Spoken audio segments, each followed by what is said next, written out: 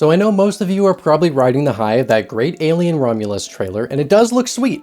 But there's another trailer that got officially released today that I really want to talk about. Now there's a chance that you might have seen this a few weeks back because it got leaked and was making the rounds on Twitter, but from what I hear, of course, that was a really low quality bootleg of someone filming the trailer. Now it's officially out in the wild with a release date attached to it, and this trailer instantly makes this movie one of my most anticipated of the year. Honestly, I might have to make another most anticipated movies list because I left a lot out in that video that I did at the start of January. I just didn't know everything that was coming out, and I've been made aware of some things that are really... Did I even tell you what movie I'm talking about yet? Alright, so this is the trailer for the upcoming slasher movie In a Violent Nature, and if you ask me, it's one of the best trailers I've seen in a while. Now, I know, slasher movie about a Jason-looking killer lumbering through the woods and killing people. Sounds like something you've seen a million times, right? The reason this movie is so exciting to me is because from the descriptions that we have, this is going to be one of the more unique takes the genre has seen for a while. Not only that, but the tone of the trailer we got is just pitch perfect.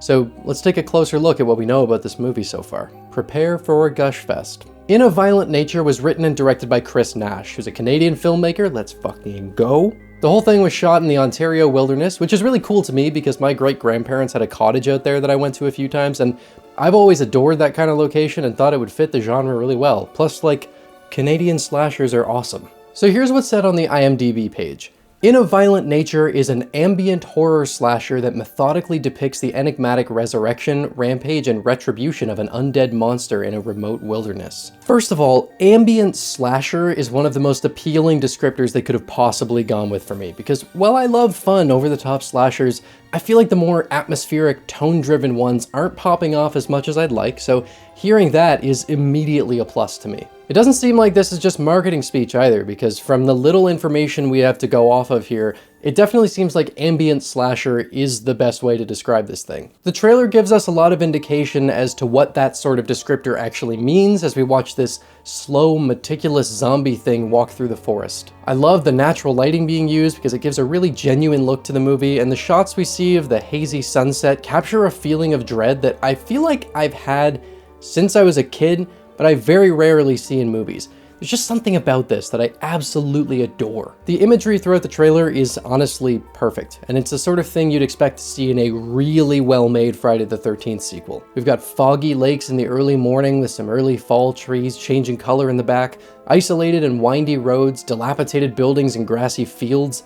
It's just a really appealing use of the setting. I adore the look and feel of this trailer, and the use of the more boxy aspect ratio is a really interesting one that I think fits the idea behind the movie really well. The camera is very steady and slow moving, usually just following directly behind the killer, which is one of the more interesting talking points with this movie. Apparently, a lot of it will be from this perspective as we follow the killer lumbering around in search of victims, which is a really compelling angle to take. We've seen POV slashers before, like the Maniac remake, and while this isn't straight up POV, it definitely seems like the killer is our eyes and ears in this movie, and the victims aren't the ones we're following. Now that definitely raises the question of just how much we're going to get in the way of traditional narrative, and I think it's safe to say this is going to be a very stripped down, to the point slasher focused mostly on being an ambient slasher.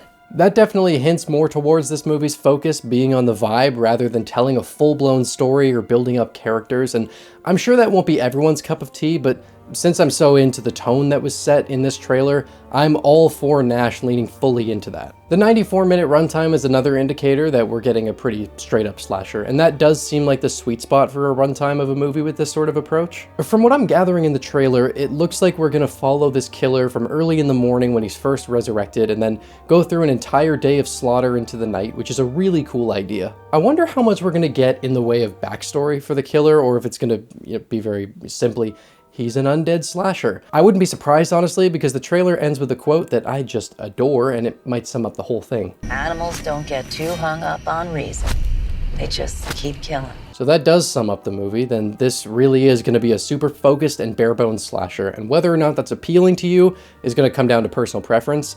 For me, it's the vibe of this movie that I'm so drawn to, and if they can keep that tone consistent while delivering an immersive sense of dread and some strong kill scenes, then I am fully on board for this one. Another really interesting thing to note is that there's apparently no score to speak of, which is interesting because Chris Nash has actually composed music for other films in the past. We're getting long static one-shots and no music, which shows such a commitment to the vibe they're shooting for, and I think it makes perfect sense here. I love music, I'm a musician, but a lack of it can be just as effective as a great score. This trailer just gives off the energy of a filmmaker who really understands the core pillars of what makes a good slasher movie, all the way down to the very simplistic title card that really tied the whole thing up in a neat little bow. I seriously love the look of the movie, and it's easily one of my most anticipated movies of the year, having seen this very short but incredibly effective trailer.